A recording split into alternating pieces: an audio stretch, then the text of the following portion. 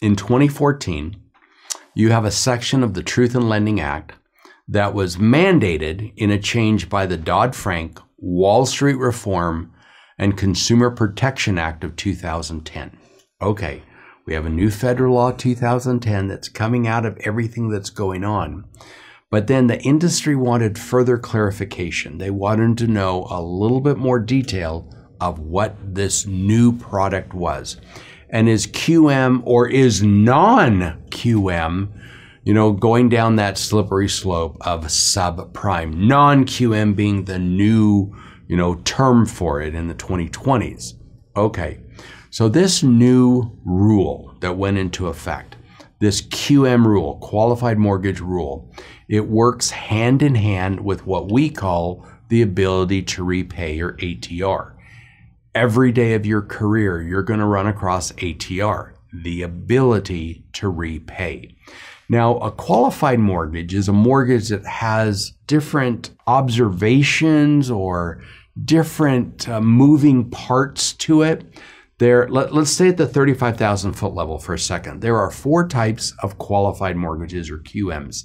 There's the general QM, there's the temporary QM, there's the small creditor QM, and then there's a balloon payment QM. Okay, so any creditor can originate from those first 2, general and temporary, while the other 2, small creditor and balloon payment, those will be for, again, smaller creditors. Now, the QM requirements generally focus on prohibiting certain risky features and practices, such as we saw in the subprime world, like negative amortization, interest only, loan terms longer than 30 years, etc. So by writing a QM loan, you were actually being put into a safe harbor. So close your eyes for just a second and mentally think of a safe harbor. If you are in that safe harbor, no matter what kind of storms or waves are raging, you are fine. Now, could a borrower sue you for writing, a QM loan? Well, under a safe harbor, if a court finds that a mortgage that, the company originated was a QM, then you're protected because you took that borrower and their ability to repay into consideration, which is not what was happening before. Now, a rebuttable presumption occurs when a QM loan is a higher price loan. Like, why would you do this?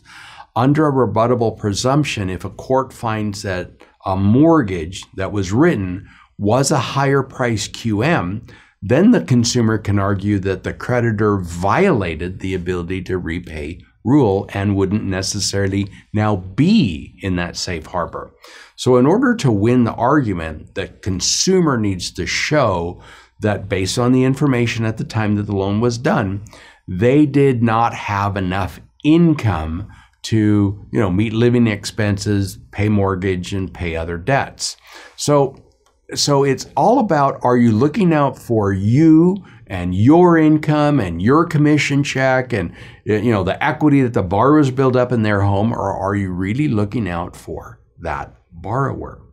Now, there are different requirements for the 4 types of QMs, but there are some things that are consistent. 1, the loan cannot be QM if it has any risky features. The loan cannot have a term longer than 30 years. There is a threshold of points, fees, costs for QM, which are about 3% or less. Now, of the common 4 types of QM, okay, the general QM, let's dwell on the general QM. The underwriter will base their decision on, does the borrower have the ability to repay, using a fixed interest rate, but they'll also look at, if it's an ARM, how high can that interest rate go in the first 5 years? They're looking at income, they're looking at assets, they're looking at debts, they're looking at alimony, child support, separate obligations, and they're looking at a DTI of 43% max or less. So we've been visiting about QM. And so again, the 2 parts, QM and ATR, the ability to repay. Let's now spend just a little bit of time on that ability to repay. First, federal law. Dodd-Frank Act mandates it. It updated TILA, another federal law, and the regulator, the CFPB, enforces it. So the ATR rule goes hand in hand with the QM rule, which we just talked about. So before the mortgage crisis in 2006, 2007, 2008, many mortgages were made to consumers without knowing whether the consumer could actually pay the loan back. Now, those loose underwriting practices contributed to the mortgage crisis that led to what the nation and the news folks called the Great Recession. So ATR, the ability to repay, is trying to make sure that history doesn't repeat itself by talking about those loose underwriting guidelines and saying, no, the bar has been lifted. We now have to really see, can the borrower pay this back? So in the ATR rule, they have 8 underwriting factors that creditors must consider, document, and verify. 1, we're looking at current or maybe reasonably expected future income or assets, not the value of the property, not the equity that's in it. Does the borrower have income? Number 2, what's their current employment status? Is it looking pretty favorable? Does it look like they will continue to have employment? Number 3, the monthly mortgage payment for this loan and the monthly payment on any other loans that are going on the same time. Maybe you have a second mortgage, for example. Then not only the mortgage payment, but also the payment for taxes and insurance, mortgage insurance, flood insurance, homeowner association dues. We're looking at all of those payments. And then what else? Besides it's on the credit report, what else?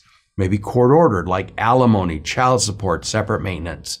Then we're looking at the monthly debt to income ratio, or on VA, the residual income, and then finally, their credit history. So if you've been keeping track, those are 8 underwriting guidelines or 8 factors that must be considered to make sure that the borrower could in fact pay the loan back. So now the creditor's got to determine whether someone has that ability to repay, and each creditor is responsible for developing and applying those underwriting standards and making sure those standards are met to make sure that we do not ever go into another great recession or anything like that. It's the creditor's responsibility to make a reasonable and good faith determination that the borrower has the ability to repay the loan. We have got to learn from our mistakes of the past. We have got to make sure that we don't do this again. Because in the last video section, I asked who was harmed. Bottom line, all of us. All of us. I mean, if the neighbor next door loses their home, right? What does that do to your value? If the school district doesn't get enough money, what happens to the teachers that teach your kids? If we don't have enough money for fire and police and libraries and those kinds of things, again, who gets harmed? Well, all of us. So I don't know anybody that wants to see their property values drop. I don't know anybody that wants to be kicked to the curb. Heck, some of you guys may have had parents that went through that great recession and you lived through what it was like. So hopefully we've learned, hopefully we've changed, and hopefully we will never make those mistakes again. So what you have being created now is now a non-QM or a non-qualified mortgage that just doesn't follow the non-QM rule. And the first question we need to think of, is this the new subprime? Okay, so it's not following, the GSE standards, Fannie or Freddie. It's not following the government standards. So does it still have to follow the ability to repay standards? Well, even though it's a non-QM loan, they are still required to follow the ability to repay. So are you saying, are we beginning the slippery slope with non-QM? Is non-QM the new way of subprime? I'm going to say no. But it doesn't mean that non-QMs aren't necessarily free of risks. So with an increasingly diverse borrower base, you have millennials, you have self-employed, you have investors, you have foreign nationals, you have a whole series of folks in the gig economy that drive for Uber, that drive for Lyft, that have, these different jobs. Do those good folks deserve a home? The answer is yes. But non-QM needs to be responsible in how it can help those millions of creditworthy borrowers who just don't fit in the square pegs that we've been talking about, these square pegs, square holes that we've been talking about. So now we have a round peg and a square hole, and how do we do that? So non-QM products open doors to lend to these people that fall outside of the box, outside of, what you are used to. So do they deserve a home? I would say yes. But again, you need to be careful. And how are we careful? Well, as we're putting these things together, these may not be at a prime interest rate, so they may be higher, which let's talk about that. So QM, part of TILA. Let's talk about something else that's part of TILA, the Homeownership and Equity Protection Act, or HOEPA. So these two, QM and TILA, HOEPA and TILA, we need to talk about Section 32 and Section 35 loans. So HOEPA is known as Section 32 of Reg Z TILA. These kinds of loans are higher cost loans. Section 35 of TILA would be higher price. So now let's divide 32 from 35. 32, Section 32, higher cost, could be used for purchase, refinance, closed-end, open-ended lines of credits. Now, there's some things that we need to look at that might be some exceptions from these higher costs, such as maybe reverse mortgages that aren't paid back by borrowers, construction loans because they're a shorter term. So we're looking at loans that might fall outside of those boxes. HOEPA applies to most types of consumer credit transaction secured by a borrower's home.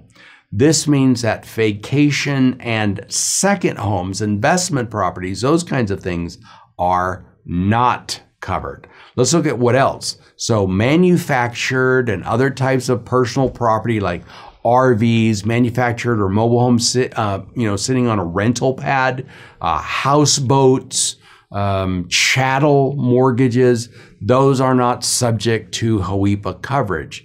If it is a consumer's home, if it's the consumer's principal dwelling, again, not a second home, okay, not an investment property. If it's one of those kind, okay, it's going to be treated differently. Homes, I have loan officers say, Dave, how do you tell the difference between a primary residence and a secondary residence?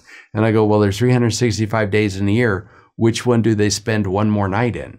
Well, they're mostly here. That's the principal. That's the primary. So if it's their primary residence, there are certain rules that we need to abide by when we talk about a high cost home loan. And that's the next section that we're going to talk about. How do you determine a high cost home loan? Okay, so it doesn't apply if it's not owner occupied. High cost home loan does apply if it's owner occupied, principal dwelling. Now there are three separate HOEPA coverage tests based on, say, a transaction's APR or annual percentage rate, the amounts of points and fees paid in connection with the transaction, and prepayment penalties that are charged under the mortgage as well. The first test is the APR test. Now, on the APR, everybody should know what the APR is. You have the interest rate, you have the APR. APR is usually higher when you consider the closing costs. Now, the APR, if that APR on the mortgage exceeds the average prime offer rate. Now, you may have to repeat this video section over and over and over for a comparable transaction by more than the two numbers I'm about to tell you, then it will be considered a high cost home loan. Okay, so the two numbers, these are the two numbers I need for you guys to understand. 6.5 and 8.5. 6.5 and 8.5. Okay, so let's say the interest rate is 4%. It's a first mortgage. So if you are 6.5% above that, that's now 10.5. If the normal interest rate out there is 4%, but you're charging 10.5, oh my goodness, that APR is way above normal, and that's a high cost home loan. So how might you see it on the exam? As a math question, that's it. Just remember 6.5 and 8.5. Right now, you should be raising your hand if we were in a live class. Okay, Dave, 6.5 over the interest rate, got it. Where does the 8.5 come in? If it's a junior lien, say it's a second mortgage, and it's 8.5% more than generally what's available, then you have now triggered a high cost home loan if we were looking at the APR test. Now that test changes annually. If you would look at this slide, you'll see the changes for this year. Okay, so next we're looking at a prepayment penalty. What the heck's a prepayment penalty? A prepayment penalty is contractually the borrower has agreed to keep the loan for a certain period of time. Now, if it's more than 36 months after the loan closes, then you really can't have a prepayment penalty because it's like zinging them again after you've already zinged them at a higher interest rate, okay? And is the amount of the prepayment penalty more than 2% of the amount that they regularly normally pay? So you're looking at, have I done a higher priced interest rate than the slide that you looked at? Are my points and fees too high? Second test. And 3, do I have a prepayment penalty added on to the loan? That's longer than 36 months. If the loan fails any one of those 3 tests, it's considered a high cost home loan. It doesn't have to fail all 3 or even 2. Even if it fails one of those 3 tests, it is considered a high cost home loan as described in Section 32 of TILA. Now, HOEPA requires additional and very specific disclosures. It wants the borrower to know exactly what they're getting into. So it restricts, some of those fees and practices. It requires maybe some counseling. Borrower, they go to the counselor, borrower, are you sure this is what you want to get into? Is this really the kind of loan you want to pay 10.5% when everybody else is at 4%? Okay, so that counselor, that neutral third party, helps borrowers understand what they're getting into. And the lender needs to make sure that those disclosures are made to the consumer at least 3 business days before consummation. The disclosure needs to be in writing. It needs to explain the consequences of default. It needs to talk about the APR, the amount borrowed, the monthly payment, and if it's a variable interest rate loan, how high the loan could get to. It also restricts, other risky features such as balloon payments, prepayment penalties, due on demand or due on sale features, things like that. Now, because it's a higher cost home loan, HOEPA further restricts adding insult to injury. Like, for example, if they wanted to amend a high cost loan, you couldn't charge an additional fee. And for late fees, it can't exceed 4% of the past due payment. So it eliminates those pyramiding of late fees, or maybe recommending that the borrower default on an existing loan to be refinanced with a high cost mortgage, or maybe fees for payoff statements. If they wanted to pay off a high cost home loan, why would they be zinged additional fees? So there's restrictions on high cost home loans. Lenders, you're already getting above normal interest rate. Don't add fees and points on top of that. Don't structure a transaction to try to evade HOEPA by, splitting it into a first and second, by doing any of these, tricky things. TILA, very straightforward. Laws pro-consumer. We got to make sure that we don't do anything that would further harm the borrower by them. I mean, again, they're already paying an above normal interest rate, like throw in a negative amortization or something like that. The payment schedule, the repayment schedule, can't consolidate more than 2 periodic payments. It can't have a balloon payment. It can't have a increased interest rate after default because, again, they're already receiving an above normal interest rate. They're also trying to protect the borrower maybe from other professionals involved in the transaction. Think about a general contractor. Maybe a contractor is doing a home improvement contract, okay? And so maybe, paying a contractor for work from proceeds of a high cost mortgage, folks, that's absolutely prohibited, or not having the borrower at least have some say or even jointly on that check paid to that general contractor. So again, you're just looking at, okay, what would really protect the borrower?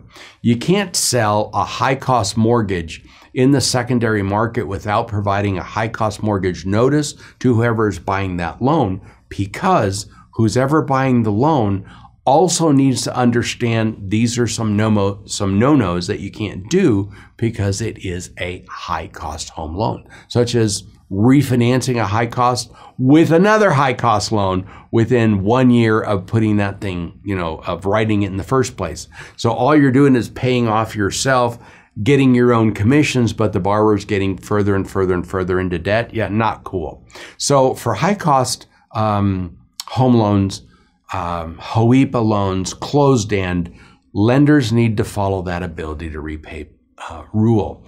They have to make sure that they've looked at the borrower's income, they've looked at the borrower's debts, that the borrower has gone through counseling, and again, neutral, away from you, the loan officer, away from the company, neutral third party, generally free, where they can sit down or talk to them over the phone if they're handicapped, whatever. They can sit down with somebody else whose commission check is not based on this loan going through and say, okay, am I doing the right thing? Is this the best thing? Are there other options? So this counseling, rule not only applies to high-cost mortgages, but also to negative amortizing loans made to, say, a first-time homebuyer. And after counseling, they actually get a certificate of completion of having gone through that process that says to the lender, okay, I've talked to the counselor, I understand what's going on, I do agree that I want to move forward. It relates to federally related loan applicants.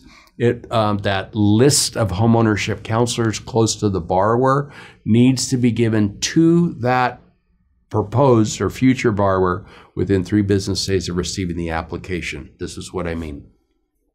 You're either going to go on the HUD website or the CFPB website to find a housing counselor close to where either the borrower lives or works. They go see the counselor, generally for free. And then the counselor says, okay, you're getting into a high-cost home loan. Do you understand the pluses and minuses of what you're getting? And the borrower is like, I understand. I want to move forward. And then after education, they move forward. We've been dwelling on higher cost. Now let's talk about higher priced. So in TILA, this is section 35 that talks about higher priced mortgages. Section 32, higher cost, higher priced. Well, what the heck's a higher price? It's a closed-end consumer loan. It's a mortgage secured by their home with an APR that exceeds the APOR for a comparable transaction not by, the big amounts that we saw in higher costs, but by a smaller amount, 1.5 for loans secured in a first lien position or 3.5 for a second lien position. The math works exactly the same. Okay, so higher cost, oh my goodness, a heck of a lot higher interest rates, annual percentage rates, higher costs. Remember those numbers, 6.5 and 8.5 on higher priced, much, much less at 1.5 and 3.5. Again, the difference on the lower number, first lien, and then the higher number for a second lien transaction. So if a creditor makes a loan that's higher price, the loan must have an escrow account for the collection of fire insurance and taxes, and it is required for at least 5 years. Again, we don't want to have that person get in trouble by not being able to pay their fire insurance and taxes, even though the interest rate is a little bit higher. A creditor, the lender, is prohibited from extending a higher price mortgage loan without first obtaining a written appraisal of the property. The appraisal must be provided to the borrower no later than 3 business days before consummation, closing, close of escrow, signing, recordation. The reason we use the word consummation is that's the word that's used in the law, and that's the word that's used nationwide. So consummation. The borrower gets a copy of the appraisal at least 3 business days before they come in and sign. Now, when originating higher price mortgages, the lender cannot rely on the property by itself for the repayment of the loan. The lender, again, needs to look at the borrower's ability to repay. So they rely on information provided by the consumer. They rely on the income. They rely on assets. They rely on tax returns. They rely on letters from the CPA. They look at, does the borrower have the ability to repay this loan? If they are charging a prepayment penalty, okay, if that rate can change in the first 4 years of the loan, then the maximum they can charge is a 2% penalty. And then again, the lender needs to escrow for at least the first 5 years, making sure that the borrower, think about it, that's 60 months. Think of how old you are, think how old your kids are, and how old will they be 5 years from now. That's a period of time for the borrower to go, okay, I understand, I'm doing well. If there was a reason why the borrower had to take out a higher priced home loan, maybe that area of concern has now been resolved. Maybe they were, new on the job. Maybe they had a credit or a life incident that got them into trouble. After a few years, we even talked about like bankruptcies and stuff. After a few years, those situations are now behind them so that they can now move forward with a loan. I get asked, well, Dave, have you ever written one of those? Yes. Well, Dave, really? You charged a sky-high interest rate? Yeah. I had a neighbor who referred his dad to me, and I wrote that loan at a 16% interest rate, and that wasn't in the 1980s. That was not that long ago. Borrower had lived in the home 25 years. The borrower had a ton of equity. Not looking at the equity, the borrower was an author. And the author hadn't kicked out a new book yet, but the lender, talking to the publisher, figured out, okay, this is generally what they make. If I hadn't closed that loan, a high-cost home loan, that borrower probably would have lost 25 years worth of equity. Now, by doing the loan, the book came out. 6 months later, that borrower paid off their home. Should I have done the loan? Yeah. Is this every time? No. Thanks for watching. Don't forget to like and subscribe.